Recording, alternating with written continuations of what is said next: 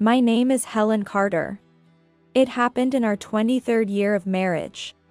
One day, suddenly, my husband left.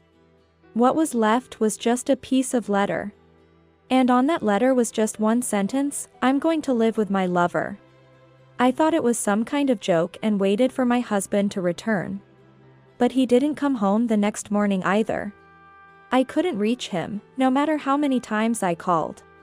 While drowning in the sorrow of being betrayed, 3 years passed. "Mom, it's been 3 years since Dad left. He's not coming back. It's better to divorce and start a new life."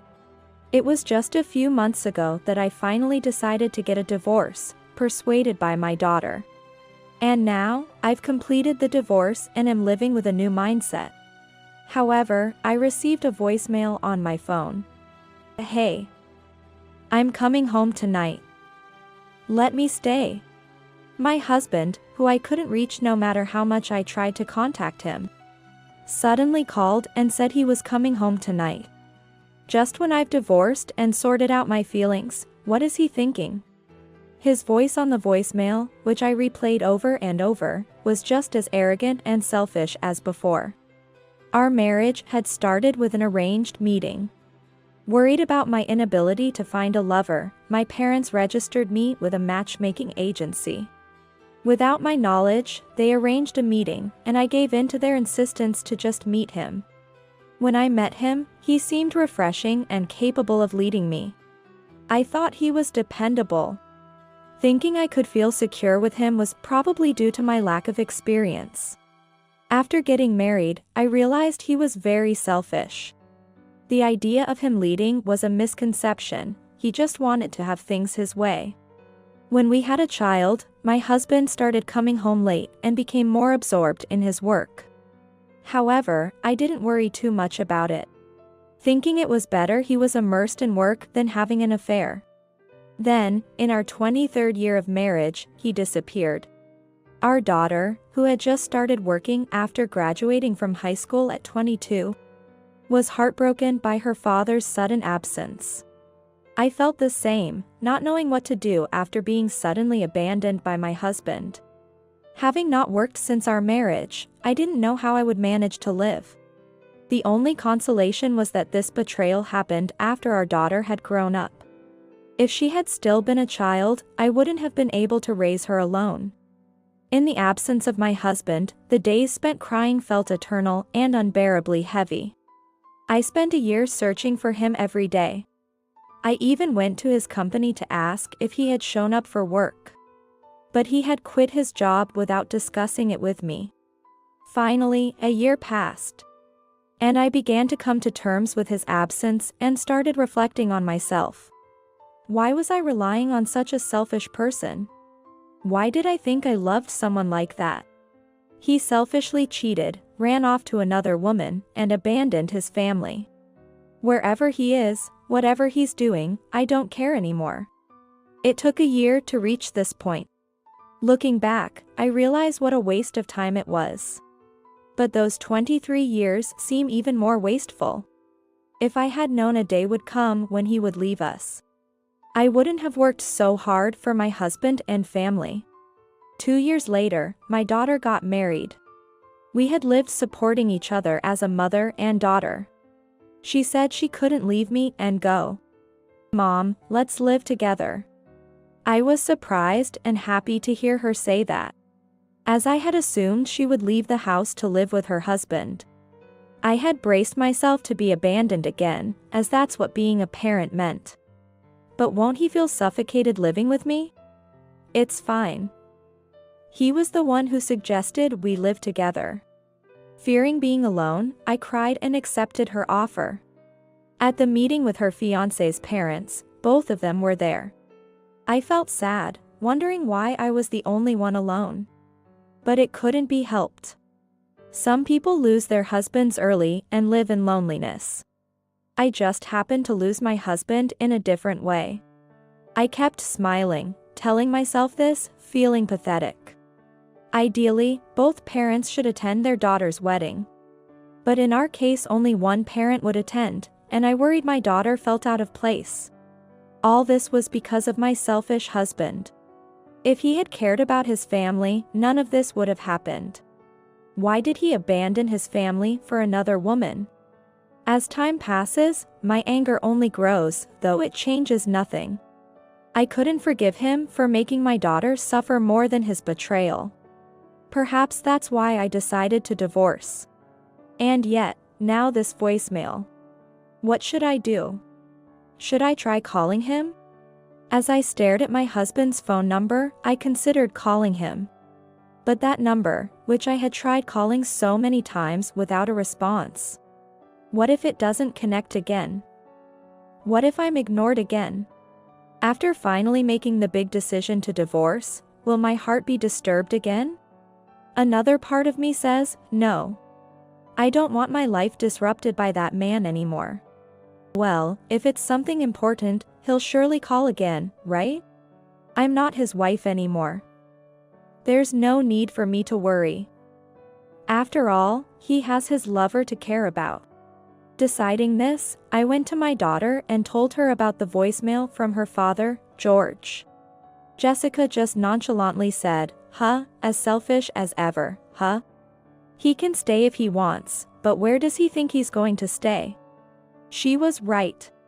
The apartment where the three of us used to live was long gone.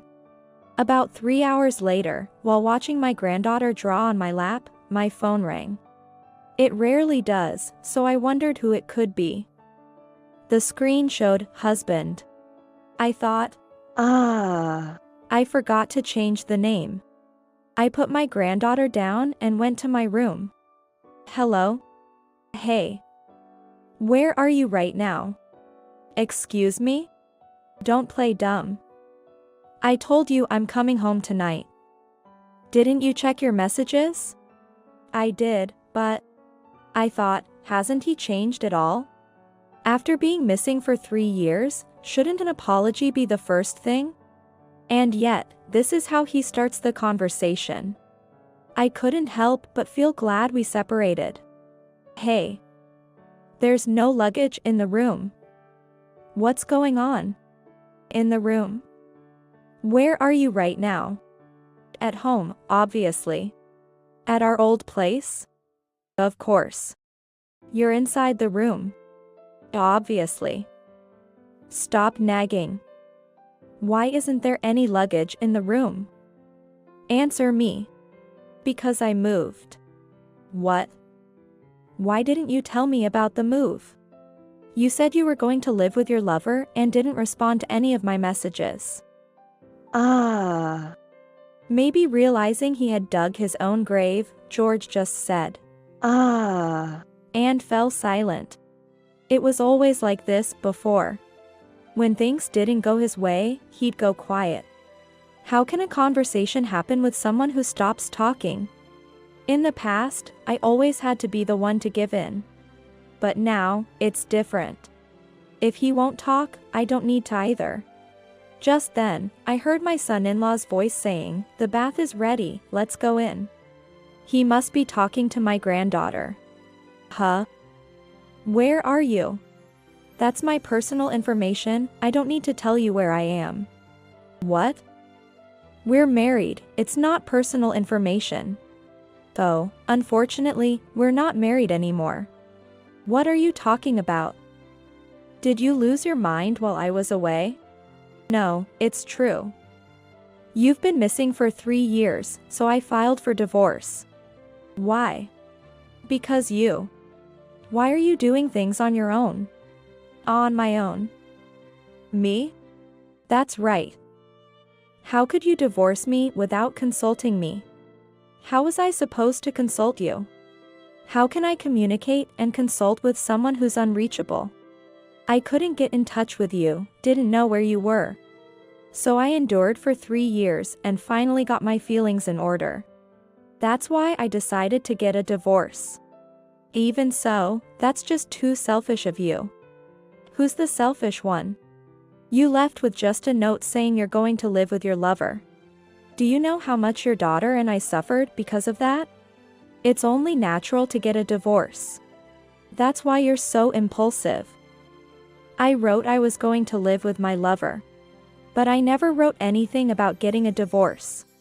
Do you really think that excuse is valid? Just saying you're going to live with a lover is shocking enough. Let alone not contacting after that. Anyone would think that means you want a divorce. No, that's not it. Anyway, you're the one who left. Be happy with your lover. Wait. I broke up with her. What? That's why we can start over. Start over? Yes, I broke up with her and came back to you. You should be grateful. Grateful? Are you joking? Why should I be grateful? Don't be ridiculous. I have no intention of starting over with you. Is it because you have a lover? What? How could you even think that? Don't lump me in with you. It's true, isn't it? I heard a young man's voice earlier. But I'm a generous man. Even if you played around with a young man, I'll forgive you this time. You must be lonely running to such a man, but you're just being played, aren't you? How foolish can you be? What did you say? I'm telling you I'm forgiving you. That voice earlier was my daughter's husband. What? She got married? Yes. So, you're living with your daughter and her husband? Yes, and my granddaughter too. Are you happy? Of course. Being with my adorable granddaughter all the time is the greatest happiness. Why? What? Why do you get to be happy when I've lost everything? What? You chose to leave for another woman, you should be happier. That's not it. What happened, then? Since you're here, why don't you tell me everything in order? Why did you suddenly disappear? What kind of woman fell in love with you?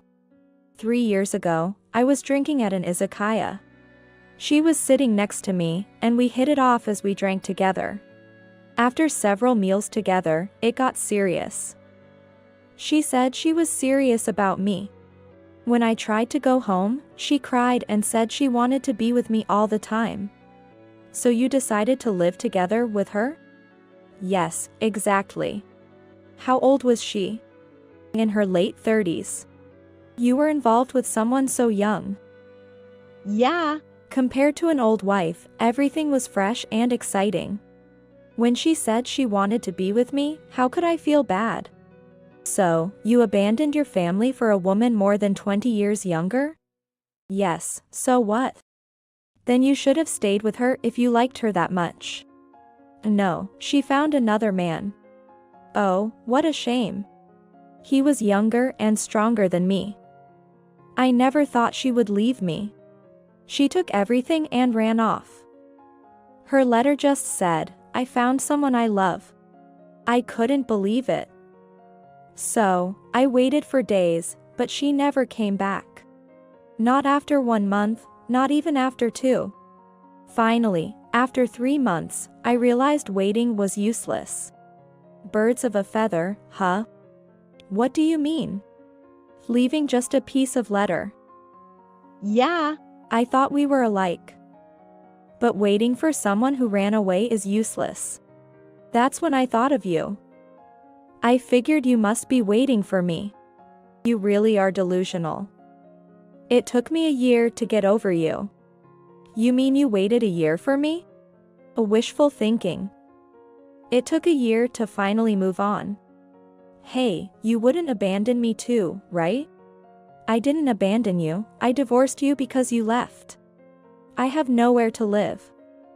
I lost my job, I don't know what to do. You chose that yourself, right? You resigned. Well, I did choose to quit. For that woman, right? Yes, I loved her. I thought we'd live together somewhere else. The job was in the way. You reap what you sow. What are you saying? Do you think you did nothing wrong? What? You neglected me. Even when I was late because of work, you didn't care. You never noticed I was cheating. You were always focused on the child. That's why I went to another woman. It's all your fault. Is that so? Well, then there's no need to be with such a terrible woman. Good thing we divorced. No, that's not it. I realized you're the best after all. Too late for realizations. We're already divorced. If we're divorced, we can just remarry. Don't be ridiculous. I have no intention of getting back together with you. Not even a hair's breadth. Why? I have nowhere to live. Find a place to live. It's easier to just live with you. I refuse. I won't let a stranger like you into my house. Mom, dinner's ready. Oh, my daughter is calling. Dinner is ready, so I'm hanging up. Can we talk again after dinner? No, we watch TV with the family after dinner. It's more fun watching TV with my granddaughter than alone. What? It's unfair that you're the only one happy. I ignored George's yelling and hung up the phone. When I went to the living room and told my daughter about George, she showed obvious anger but had nothing to say. However, the next day, George contacted my daughter, Jessica. Jessica, it's your dad. Who did you say? It's your dad. I heard you got married. Congratulations. Are you happy? I heard from your mom you have a granddaughter. Let me see my grandchild's face. Are you joking? What? To my husband, I said you disappeared. What are you planning by showing up now? Well, you have a mistress, right? Just stay happy with her. I broke up with her. Young mistresses are fickle, you know. How old was she? In her late 30s. Ew. That's creepy. What? Falling for such a young woman and even quitting your job, aren't you stupid? Just don't come here, I don't want to see you. Hey, we're still family, aren't we? Mom and you are divorced, didn't she tell you? Yeah, I heard. Then you should understand. You and I are now strangers. And my father disappeared 3 years ago. Do you know how hard it was when my father abandoned me? And all for a woman in her late 30s. Just stop being so ridiculous. I couldn't help it. She didn't want to leave me. Oh, how nice for you. Thanks to that, Mom suffered alone. She looked for you everywhere, walked around every day. Went to your company only to find out you had quit. Do you understand how much that shocked her? I kind of. I was a mess too. Even when I found someone I liked, I was scared I'd be abandoned again. And that's all your fault. Well, I had a hard time too. You chose that path yourself. We had to walk the path we didn't choose. I should have had both my parents at my wedding, but Mom had to attend alone. And I felt out of place. But you're happy now, aren't you? Running off to a young woman and leaving your family is just irresponsible. The only good thing was that I was an adult. If not, Mom would have had to bear all the hardships alone. I waited until you were an adult. I thought about it, you know. Someone who thinks wouldn't abandon their family. Stop making excuses. Well, I do feel bad about it. It's too late now. Hey, I want to apologize. Tell me your address. Just because you apologize now, it doesn't change anything. I never once forgot about you, you know. Then please forget me. I've long since forgotten about you. That's cold-hearted, isn't it? You made it that way, didn't you? So, it was that woman who made you like this. That woman? Your mother. She must have spoken ill of me. That's why you're saying such things. You weren't like this before.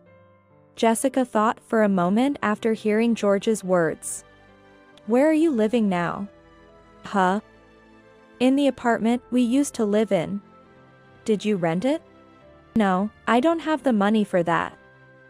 I still had the key. So I just picked up some cardboard boxes and have been staying there. It's better than outside in the cold. So, no one has moved in there since Mom moved out? Seems like it. Lucky, huh? Is it really empty? There's nothing there, so it must be empty. Why? That means it's property of the real estate agency. Yeah. Aren't you worried about getting in trouble? The real estate people hardly ever come to check. I should be okay. You're not going to leave? I can't, really. That's why I want to live with you. You understand, right? So, you'll stay there for a while? Yeah. Unless you let me stay with you. I can't really sleep outside, it's too cold. But it's cold here too. A blanket would help, the cardboard alone is not enough. You're really still there? Yeah. I have no other choice. That's why I want to stay at your place.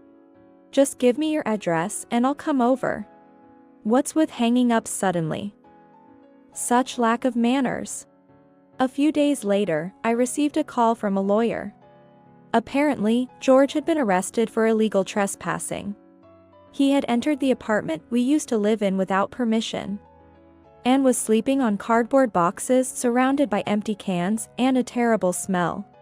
The real estate agency noticed the lights on in the supposedly empty apartment, and found George there, leading to his arrest.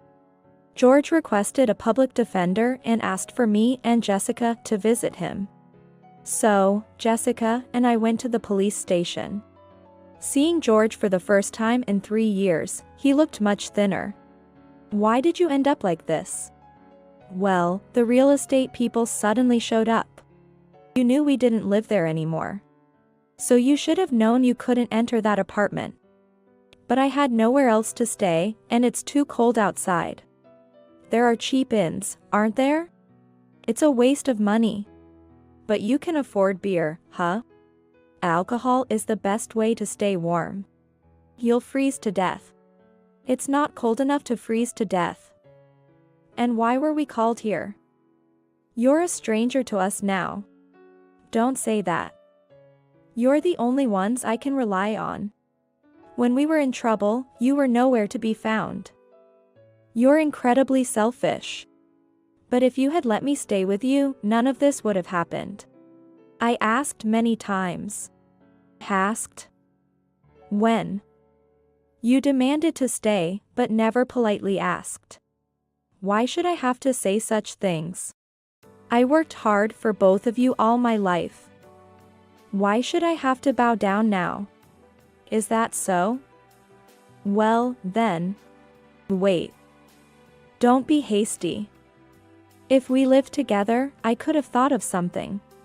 What would you have thought of? Finding another woman? Not that. Well, there's no use arguing over what's done. It might be over for you, but not for us. You showed up and disrupted our peace. I'm disturbed too. It's not just you. How are you disturbed? Did we do that to you, or did you bring it upon yourself? Enough. I didn't call you to argue. I'm not here to argue.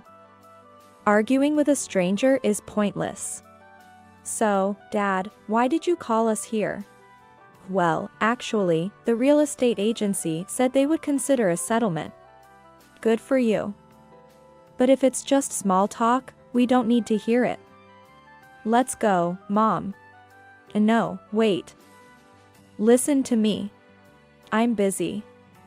I'm going shopping with Mom for my daughter's clothes.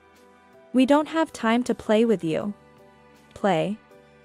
Listen, I'll just say it. I need you to cover the settlement money. Do you understand what he's saying, Mom? I don't get it. Why would we lend money to a stranger like George? I wouldn't lend it either. Why should we lend money to someone who doesn't work properly?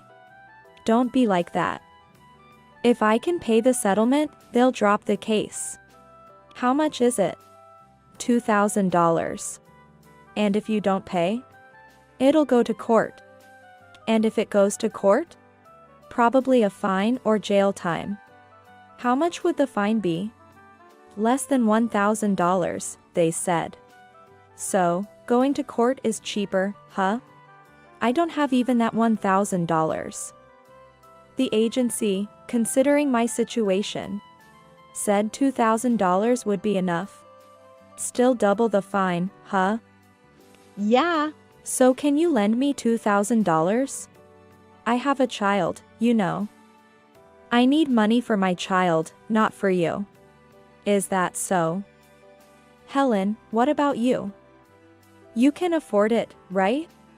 Are you joking? After being abandoned by you, how do you think I've been living? I don't have extra money like that.